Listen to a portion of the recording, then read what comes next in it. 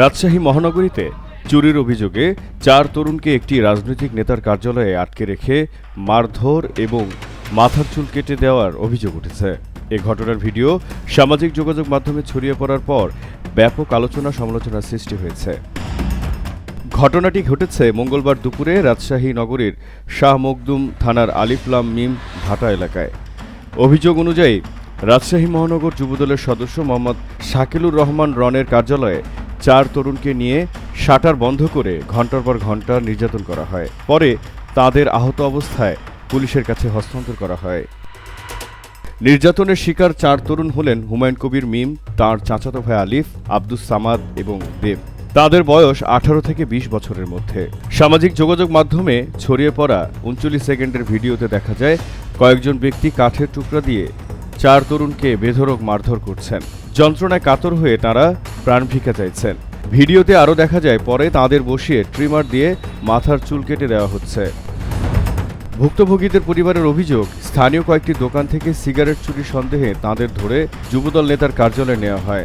সেখানে শাটার নামিয়ে লাঠি ও ঘুষি দিয়ে মারধর করা হয়। এরপর চুল কেটে অপমান করা হয় এবং পরে পুলিশে সোপর্দ করা হয়। হুমায়ুন কবিরের মা লিপি ইসলাম দাবি করেন, সিসিটিভি ফুটেজে তার ছেলেকে চুরি করতে দেখা যায়নি, শুধু ঘটনাস্থলের পাশ দিয়ে হেঁটে যেতে দেখা গেছে। তার ভাষায়, যদি কোনো অপরাধ থেকেও থাকে তাহলে আইনশৃঙ্খলা বাহিনীর হাতে তুলে দেওয়া যেত, কিন্তু রাজনৈতিক কার্যালয়ে আটকে রেখে নির্যাতন কোনোভাবেই গ্রহণযোগ্য নয়। তিনি এ ঘটনার সুষ্ঠু বিচার দাবি করেন। পরিবারের সদস্যরা আরও অভিযোগ করেন, নির্যাতনের ঘটনায় স্থানীয় কয়েকজন যুবদল ও ছাত্রদলের কর্মী সমর্থকের সম্পৃক্ততা রয়েছে। তাঁদের বিরুদ্ধে আইনি ব্যবস্থা নেওয়ার প্রস্তুতিও চলছে। অন্যদিকে অভিযোগের বিষয়ে ভিন্ন ব্যাখ্যা দিয়েছেন যুবদল নেতা শাকিলুর রহমান।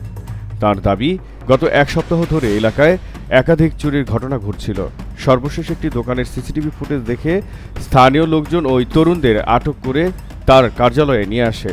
তিনি জানান, ঘটনার সময় তিনি সেখানে ছিলেন না। পরে এসে পরিস্থিতি নিয়ন্ত্রণের চেষ্টা করেন এবং পুলিশকে খবর দেন। তাঁর ভাষ্য, দলীয় কার্যালয়ে এমন ঘটনা হওয়া উচিত হয়নি, তবে তখন উত্তেজিত জনতাকে নিয়ন্ত্রণ করা কঠিন ছিল।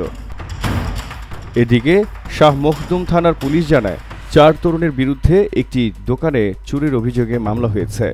সিসিটিভি ফুটেজের ভিত্তিতে স্থানীয় লোকজন তাদের আটক করে মারধর করলে পুলিশ গিয়ে উদ্ধার করে হাসপাতালে চিকিৎসা দেয়। পরে আদালতের মাধ্যমে তাদের কারাগারে পাঠানো হয়েছে। চুল কেটে দেওয়ার ভিডিও প্রসঙ্গে থানার ভারপ্রাপ্ত কর্মকর্তা জানান, বিষয়টি তদন্ত করে দেখা হচ্ছে। ভুক্তভোগী পরিবারের পক্ষ থেকে লিখিত অভিযোগ পাওয়া গেলে আইন অনুযায়ী প্রয়োজনীয় ব্যবস্থা নেওয়া হবে।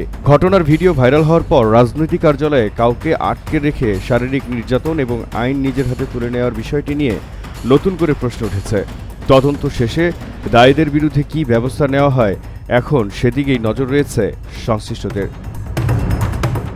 বাংলার জানালায় জহিরুল ইসলাম।